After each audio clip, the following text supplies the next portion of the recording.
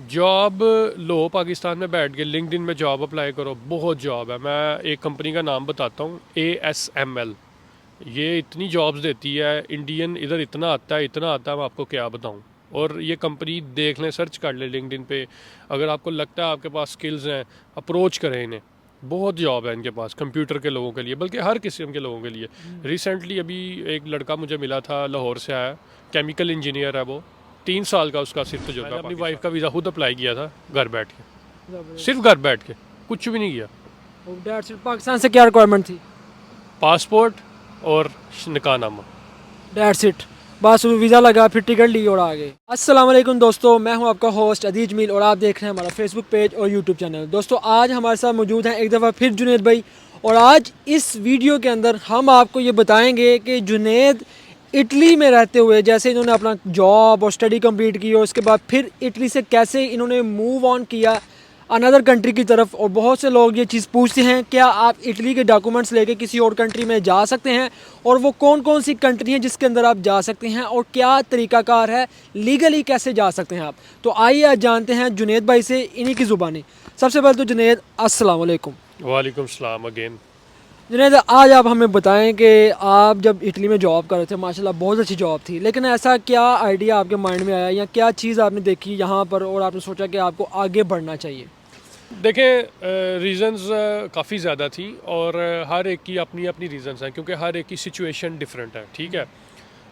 मैं अगर अपनी सिचुएशन से स्टार्ट करूं, और उन लोगों के लिए जो मेरी सिचुएशन से मैच करते हैं, फिर मैं दूसरों की सिचुएशन भी मतलब टच कर सकता हूं। चूँकि मैं बेटर एक्सप्लेन नहीं कर सकता उनकी situation, but still I will touch it. तो मेरे केस में ये था कि मेरे पास जो PR जिसको हम 00 बोलते हैं, यानी कि परमेसो दी सोजोर्नो पर लुंगो परीएडो, जिसको मतलब लंबे टाइम के लिए जो परमिट होता है, जो 10 साल का मिलता है। इन शॉर्ट पाकिस्तानी लोग बैठे हैं, PR परमानेंट रेजिडेंसी, मुझे इटली की मिल गई थी। ठीक है। तो मैं चूँकि एक इंजीनियरिंग जॉब है मेरी, और मतलब इटली में पढ़े लिखे बंदे के लिए आई थिंक ग्रो करने के मौके कम है, क्योंकि आपको ज़ुबान उस तरह नहीं आती जिस तरह आनी चाहिए। स्पेशली मेरी फील्ड में जिसमें मैं काम कर रहा था, मेरे लिए ज़ुबान इटालियन बोलना बहुत ज़रूरी था। परफेक्ट राइटिंग, लिसनिंग, रीडिंग सब कुछ मेरी ठीक थी, बट परफेक्ट नहीं थी। तो एक ये रीज़न थी। दूसरी ये रीज़न थी कि इटली का थोड़ा working culture as compared to Netherland, जहाँ मैं मूव किया है, इतना प्रोफेशनल नहीं था। ठीक है। और ऑब्वियसली मुझे अपनी वाइफ का वीज़ा अप्लाई करना था, और इटली में नैदरलैंड्स में बहुत सिंपल है। नैदरलैंड्स में 1 महीने में मेरी वाइफ का प्रोसीजर हो गया था वीज़े का, एज़ कम्पेयर टू इटली जहाँ 2-2 साल लग जाते हैं अनफॉर्चुनेटली। और हाँ, पासपोर्ट मुझे 5 साल में मिलेगा वहाँ इंशाल्लाह, अगर सब कुछ ठीक रहा, होपफुली दुआ करिएगा। तो पासपोर्ट वहाँ 5 साल में मिल जाएगा। और भी काफ़ी वजह थी, एज़ कम्पेयर टू इटली जहाँ मुझे पासपोर्ट लेने के लिए मज़ीद 7 साल चाहिए थे। तो एक टफ़ डिसीजन था उस टाइम पे ये लेना, लेकिन मैंने लिया। अब कुछ लोग कंफ्यूज करते हैं कि एक बार आपको इटली की परमानेंट रेजिडेंसी मिल जाती है तो आप यूरोप की किसी भी दूसरी कंट्री में जाके सेटल हो सकते हैं। नेदरलैंड्स में चूँकि मैं गया हूँ, ऐसा नहीं है।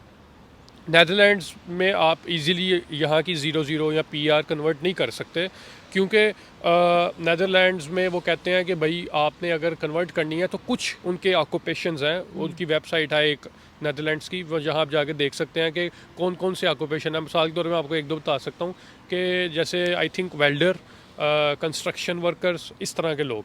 ठीक है।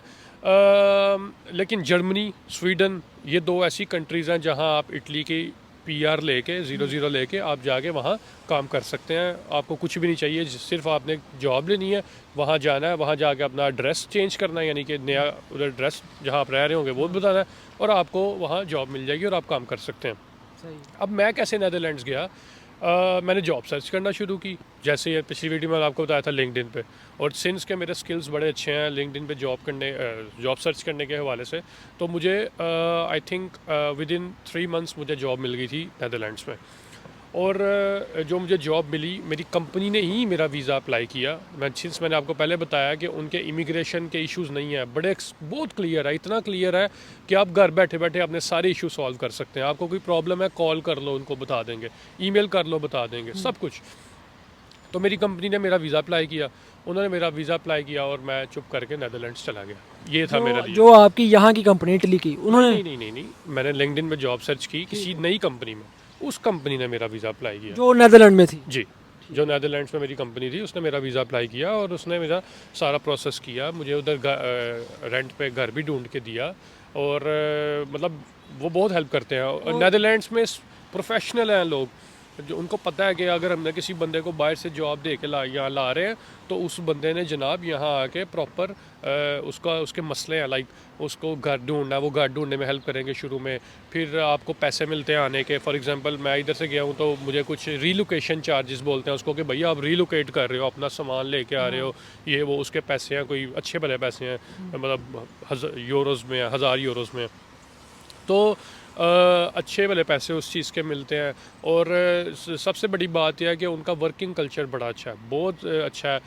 और इंग्लिश बोलते हैं, हर बंदा इंग्लिश बोलता है, इवन के बैगर, प्लम्बर, मतलब you name it, every profession, every person speaks English.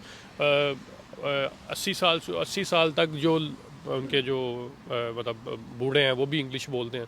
तो वो कंट्री उस हवाले से बड़ी अच्छी है। But I miss Italy a lot, क्योंकि इटली का मैंने 6 साल गुजारे हैं इधर। मैं वेदर, इटली का खाना, इटली की गलियाँ, इटली के शहर, जो एक यूरोप में आप जब पहली दफ़ा किसी शहर में आते हो ना, कंट्री में आते हो, उससे जो आपकी अटैचमेंट होती है ना, वो नहीं जाती। अच्छा जुनैद, इन शॉर्ट आप दोबारा से बता दें, लड़कों को पता चल जाए कि नेदरलैंड मूव करने का क्या तरीकाकार है, कि वो लोग इटली में रहते हुए कैसे मूव कर सकते हैं? जो मैंने इन शॉर्ट यही है कि अगर आप मतलब आपने अगर इंजीनियरिंग जॉब करनी है या ऐसी जॉब करनी है जो ऑफिस टाइप की है, ठीक है, दो डिफरेंट टाइप की जॉब है ना, एक तो लेबर जॉब है, एक ऑफिस जॉब है। अगर आपने ऑफिस टाइप की जॉब करनी है, उसमें आप सिंपली जॉब अप्लाई करें, उधर की कंपनी आपका वीज़ा लगा देगी और आप वहाँ चले जाए। ठीक है। और अगर लेबर के अंदर कोई अगर लेबर में करनी है, मैंने आपको बताया है कि वो शायद 0-0 भी मैं शायद वर्ड यूज़ कर रहा हूँ क्योंकि मुझे 100% नहीं पता, well to be very honest. उधर लेबर की एक कैटेगरीज हैं, 2-3, कंस्ट्रक्शन वर्कर्स, वेल्डर्स, ये 2-3 है। इनके आपको जॉब मिले अगर, तो आप अपनी 0-0 की बेसिस पे वहाँ काम कर सकते हैं। और इटली में 0-0 कितनी देर के बाद मिलती है?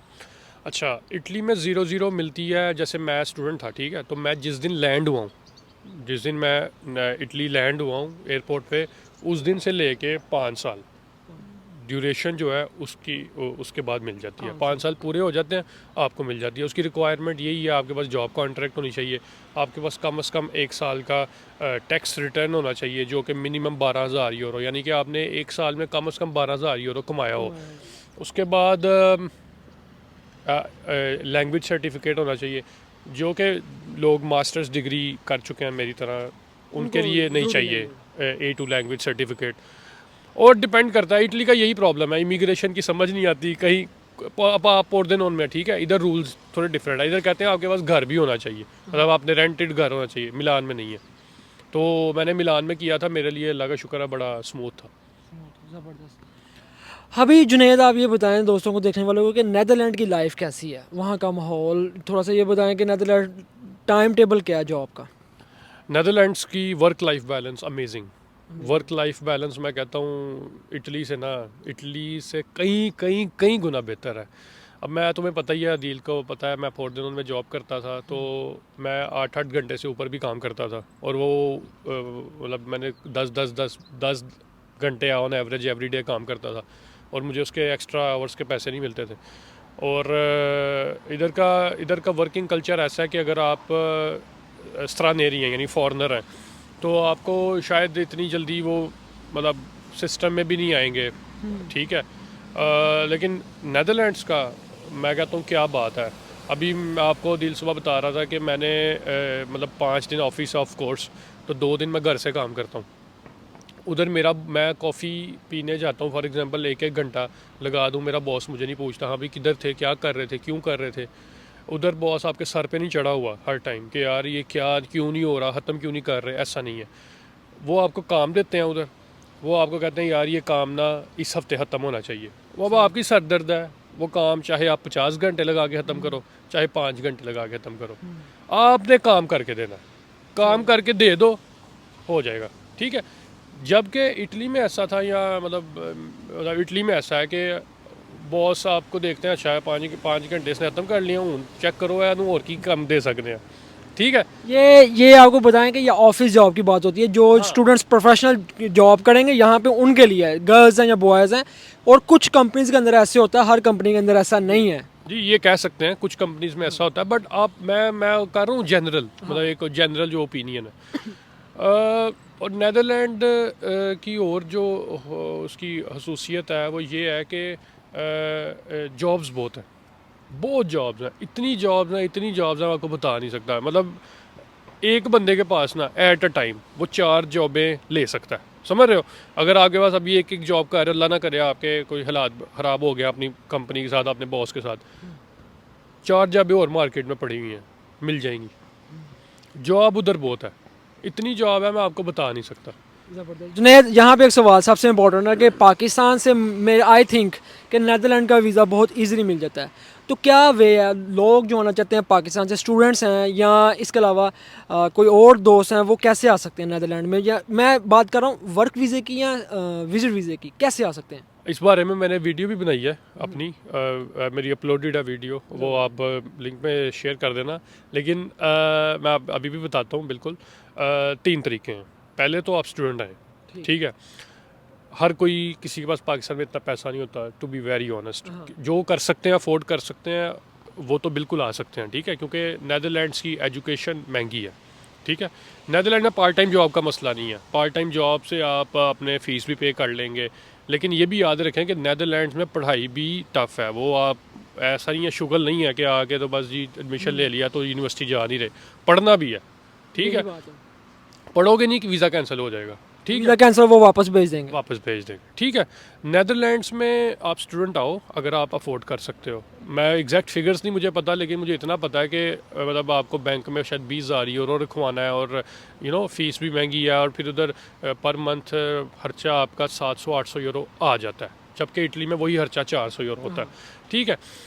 लेकिन पार्ट टाइम जॉब से आप कर लेते हो। लेकिन मसला ये है कि स्टार्ट में पैसे नहीं होते कुछ लोगों के पास लगाने के लिए, ठीक है। स्टूडेंट आओ अगर आ सकते हो, बेस्ट है। मैं कहता हूँ बैचलर्स में आ जाओ, मतलब FSC करके बेस्ट है, आप उस टाइम आ जाओ। यकीन करो, आप 3 साल बाद जब आप डिग्री कर लोगे, 2 साल आप काम करोगे, अब 23 साल आपकी उम्र होगी, आपके पास पासपोर्ट भी होगा, आपके पास सब कुछ होगा 23 साल की उम्र में। और मैंने ऐसे लड़के पाकिस्तानी देखे हैं वहाँ जिनके पास ये सब कुछ है 23 साल की उम्र में, माशाल्लाह, ठीक है।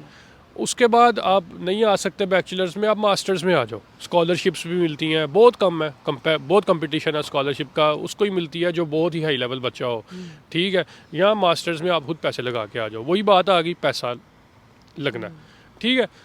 दूसरी चीज़ ये है कि आप ना जॉब लो। आप पाकिस्तान में बैठे हुए हो, स्पेशली कंप्यूटर के लोग जो हैं, जो कंप्यूटर पढ़ते हैं, जॉब लो पाकिस्तान में बैठ के, लिंक्डइन में जॉब अप्लाई करो, बहुत जॉब है। मैं एक कंपनी का नाम बताता हूँ, ASML। ये इतनी जॉब्स देती है, इंडियन इधर इतना आता है, मैं आपको क्या बताऊँ। और ये कंपनी देख लें, सर्च कर लें लिंक्डइन पे, अगर आपको लगता है आपके पास स्किल्स हैं, अप्रोच करें इन्हें। बहुत जॉब है इनके पास कंप्यूटर के लोगों के लिए, बल्कि हर किस्म के लोगों के लिए। रिसेंटली अभी एक लड़का मुझे मिला था, लाहौर से आया, केमिकल इंजीनियर है वो, 3 साल का उसका सिर्फ तजुर्बा पाकिस्तान में, उसको जॉब मिली है इधर, उसको वहीं से वीज़ा उसका अप्लाई हुआ है, वो वहीं से इधर आया। मतलब ये कह लें कि आप अगर 10 इंडियन आते हैं ना तो एक पाकिस्तानी आता है। ये जो रेशो है ना, ये ज़्यादा करनी है हमने, हमारे लोगों को ना बस पता नहीं है कि आना कैसे। इसलिए तो भाई हम आप लोगों के साथ वीडियो शेयर करते हैं कि आप लोगों को पता हो, नॉलेज हो, और आप पाकिस्तान में बैठ के खुद अप्लाई करके आ सकें, आपको किसी की ज़रूरत ना पड़े। Third way Junaid, third way शादी कर लो नहीं, थर्ड वे से कोई नहीं। मैंने ये भी सुना है, जो मैंने देखा भी काफ़ी लोगों को, लोग पाकिस्तान में बैठ के विजिट वीज़ा अप्लाई करते हैं। आई थिंक उसकी प्राइस है 20-25-30 हज़ार प्राइस है वीज़े की। नहीं, विजिट वीज़ा अप्लाई करके आप क्या करोगे कल को इधर? विजिट वीज़ा आप अप्लाई कर, एक बात याद रखना, नेदरलैंड में अगर आप विजिट वीज़ा अप्लाई करोगे, वो आपको चेक करते हैं कि विजिट वीज़ा पे आए हो, पहले पुलिस स्टेशन रिपोर्ट करो, बताओ कहाँ रह रहा हूँ और कब मैं जाऊँगा, और जब आप बता देते हो मैं यहाँ रह रहा हूँ, फिर वो आके चेक करते हैं हाँ ये बंदा अभी तक वहाँ से गया कि नहीं गया, ठीक है। और फिर अगर वो बंदा वहाँ नहीं मिलता, फिर उसको चेक करते हैं उन्हें कितने हुए। नेदरलैंड्स इज़ वेरी टफ, मतलब उनका इमिग्रेशन सिस्टम इतना स्ट्रॉन्ग है कि वो आपके फ़ायदे के लिए भी बहुत अच्छा है, और अगर आप थोड़ा टेढ़ा मेढ़ा चलेंगे तो पकड़ भी लेंगे। अब उधर आप बच नहीं सकते, ठीक है। इसीलिए उनका सिस्टम अच्छा भी है। मतलब फॉर एग्जांपल आपने अपनी फैमिली को विज़िट पे बुलाना है, वो भी पॉसिबल है, आराम से आप बुला सकते हैं, बड़ा आसान है। लेकिन वो कहते हैं हमारी रिक्वायरमेंट पूरी करो, और तरीका कोई नहीं है आने का। जिन्हें लास्ट क्वेश्चन है आपके साथ दोस्तों के लिए कि आपने बताया कि फैमिली को बुलाया, जैसे आपने अपनी वाइफ को वहाँ पे बुलाया, क्या नेदरलैंड से जब आप वीज़ा अप्लाई करते हैं, ज़ाहिर है आपके पास जॉब थी वहाँ पे, सब कुछ था, तो क्या जब आप वहाँ पे नेदरलैंड में अप्लाई करते हैं तो क्या वहाँ भी सेम लाइक अपॉइंटमेंट चाहिए, कुछ पैसे वगैरह देने होते हैं, या ऐसा कोई सीन नहीं है? वाइफ का या अपने स्पाउस का वीज़ा अप्लाई करने की फ़ीस, टोटल फ़ीस 200 यूरो बस। बस और क्या करना है, घर बैठ के करना है। मैंने अपनी वाइफ का वीज़ा खुद अप्लाई किया था घर बैठ के, सिर्फ घर बैठ के, कुछ भी नहीं किया। पाकिस्तान से क्या रिक्वायरमेंट थी? पासपोर्ट और निकाहनामा, डेट्स इट। बस वीज़ा लगा, फिर टिकट ली और आ गए, और इसके अलावा कोई कंफर्मेशन? ऑनलाइन घर बैठ के अप्लाई किया, ईमेल आ गई कि मतलब सब कुछ ठीक है, सब कुछ ओके है। बस वो वाला ईमेल लेके एम्बेसी जाना था पाकिस्तान, उन्होंने स्टिकर लगा देना था, मतलब वीज़ा स्टैम्प कर देना था। ज़बरदस्त भाई, अपनी अपनी वाइफ बुला लें, नेदरलैंड में बहुत इजी आना, और ये जनवन है, ये जीता जागता आपके सामने सबूत है। और इनके पेज, फेसबुक पेज और यूट्यूब पे आप इनको लाजमी फॉलो करें।